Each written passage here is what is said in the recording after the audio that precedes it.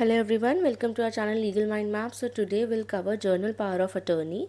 We'll cover the explanation, format, affidavit and then case law. Our subject is drafting, pleading and convincing. So let's start our video. सबसे पहले समझेंगे हम journal power of attorney होता क्या है.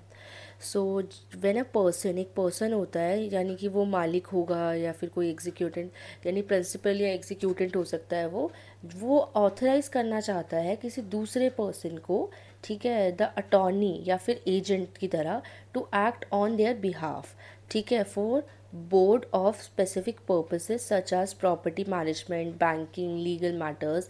तो उसे हम जर्नल पावर ऑफ अटर्नी में काउंट करते हैं. फॉर एग्जांपल मैं आपको ऐसे समझा देती हूँ. ए है, ये बाहर रहता है लंदन में, ठीक है, एंड ये बी को जर्नल लाइक जो बी है उसको पावर ऑफ अटर्नी दे देता है, ठीक है, कि ये एक्ट करेगा. अब क्या है कि ए की प्रॉपर्टी है इंडिया में, तो अब बी को उसके पास राइट्स दे देता है कि बी तुम बस प्रॉपर्टी को सेल नहीं कर सकते, बट प्रॉपर्टी को मैनेज करना, लाइक उसे लीज पे डालना या रेंट पे डालना, मेक श्योर कि वो सब लीगल वर्क करे, सारा प्रॉपर्टी के साथ कोई लीगल वर्क ना हो, प्रॉपर्टी को पूरा मैनेज करना, ये सब तुम्हारा काम है, ठीक है, प्रॉपर्टी की रिलेटेड जितनी भी डील्स है. तो एक तरीके से बी की रिस्पॉन्सिबिलिटी हो गई. तो कुछ पर्पसेस के लिए उसको बी को उसने attorney they the.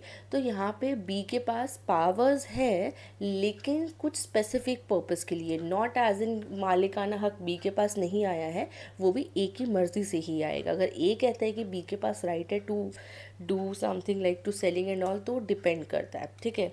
Now why is GPA given क्यों दी जाती है GPA? The principal may be living abroad और इज़ इल. अब जैसे इस केस में क्या था, ए बाहर रह रहा था, ऐसे किसी केस में हो सकता है कि जो पर्सन है वो बीमार हो, ठीक है, एज्ड हो सकता है वो पर्सन, या फिर इस लेवल लाइक इस सिचुएशन में हो कि वो मैनेज कर ही ना पा रहा हो प्रॉपर्टी को या फिर जो भी चीज़ है उसको. It allows the agent to perform legal task without the principal being physically present. तो ये एजेंट के पास ना लाइक राइट हो जाता है. तो एजेंट ना लीगली टास्क उस प्रॉपर्टी के रिलेटेड मैनेज कर पाता है, परफॉर्म कर पाता है, और उसमें मालिक के होने की, जो प्रिंसिपल है उसके होने की ज़रूरत नहीं पड़ती है. Now, how GPA executed? It must be drafted clearly and signed by the principal. तो ये इसे ड्राफ्ट किया जाता है क्लियरली और प्रिंसिपल के थ्रू साइन कराया जाता है. It may need to be notarized और रजिस्टर्ड. इसे नोटराइज कराया जाता है और रजिस्टर कराया जाता है, यानी like one thing you can do, specially if it involves immovable property. अगर इसमें इमूवेबल प्रॉपर्टी है तो बहुत ज़रूरी है. कैन बी रिवोकेबल और इरिवोकेबल बेस्ड ऑन टर्म्स. वो टर्म्स डिसाइड होती है, इसे रिवोक कर सकते हैं या नहीं कर सकते हैं. एग्जाम्पल से समझते हैं हम. Mister Rajiv Sharma the principal, ठीक है, जो प्रॉपर्टी का प्रिंसिपल है, is relocating to Canada for 2 years, ठीक है. He owns a residential property in Delhi. तो जो राजीव थे वो कनाडा शिफ्ट हो रहे थे 2 साल के लिए, और उनकी एक रेसिडेंशियल प्रॉपर्टी थी जो दिल्ली में थी, and and wants his younger brother mister Amit Sharma to handle all property related matters including renting, collecting rent, maintenance and appearing before authorities. तो ये सारी चीज़ें वो चाहते थे कि अब उनके बिहाफ पे उनके जो ब्रदर हैं, यंगर ब्रदर हैं मिस्टर अमित शर्मा, वो ये चीज़ें हैंडल करे. तो इस केस में जर्नल पावर ऑफ अटर्नी बनेगी, ठीक है, बिकॉज बहुत प्रॉपर्टी की बहुत सी ऐसी चीज़ें होती है जिसमें जो मालिक होता है उसके सिग्नेचर्स चाहिए होते हैं. तो उस सिचुएशन में जब जर्नल पावर ऑफ अटर्नी बन जाती है, तो अब उन्हें बार बार कनाडा से वापस आने की ज़रूरत नहीं है. उनके जो ब्रदर है उनके पास है, तो वो उनके बिहाफ पे एक्ट कर सकते हैं वहाँ पे. वो उनके बिहाफ पे वो स्पेसिफिक पर्पज़ के लिए डिसीजन ले सकते हैं जिनके लिए उन्हें अलाउड है. ना journal power of attorney under, तो ये किस तरीके से इसको बनाया गया है. अब जो मैंने राजीव और अमित शर्मा का जो एग्जाम्पल लिया था, बहुत छोटा सा एग्जाम्पल था, कोई सिचुएशन नहीं थी उसके अंदर, कुछ ऐसा नहीं था बहुत ज़्यादा समझना था. तो अब इनकी हम एग्जीक्यूट कर रहे हैं, यानी एक तरीके से हम इनका ड्राफ्ट कर रहे हैं. So general power of attorney, ये तो मैंने हेडिंग लिखी है. Under the power act attorney 1888, this is how you have to write. You have to mention and then you have to mention the details of the party. Okay, so आप यहाँ पे party की details mention कर सकते हो. Then you have to draft everything like this. You can read it. आपको property का, सब चीज़ों का पूरा अच्छे से आगे पीछे का सब बता देना है कि ये है, यहाँ है, ऐसे ऐसे है, ये रजिस्टर्ड है, ये सब जो भी वॉट एवर इट इज़, आप एक बार रीड करोगे you will get to know. I am not gonna read of course. ठीक है. Now this general power of attorney witness as under. ठीक है. तो यू हैव टू टेल कि अब जिसके अंडर आप मतलब उसको चाहते हैं कि, ठीक है ना. I am reading this line for you. I, the executant, do hereby nominate, constitute, and appoint the said Mr. Amit Sharma as my true and lawful journal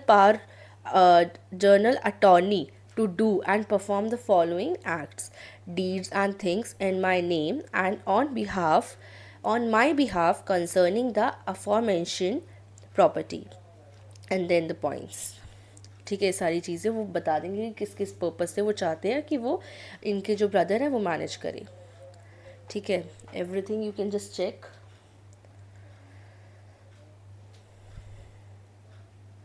alright.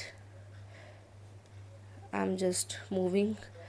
फिर विटनेस की बात आ जाएगी. अब मैंने क्या किया है यहाँ पे, मैंने लाइक विटनेस जो है ये नीचे भी आ सकता है. जैसे फर्स्ट विटनेस हेयर है तो सेकंड विटनेस जो है इसकी प्लेसमेंट इधर हो सकती है फर्स्ट विटनेस के नीचे.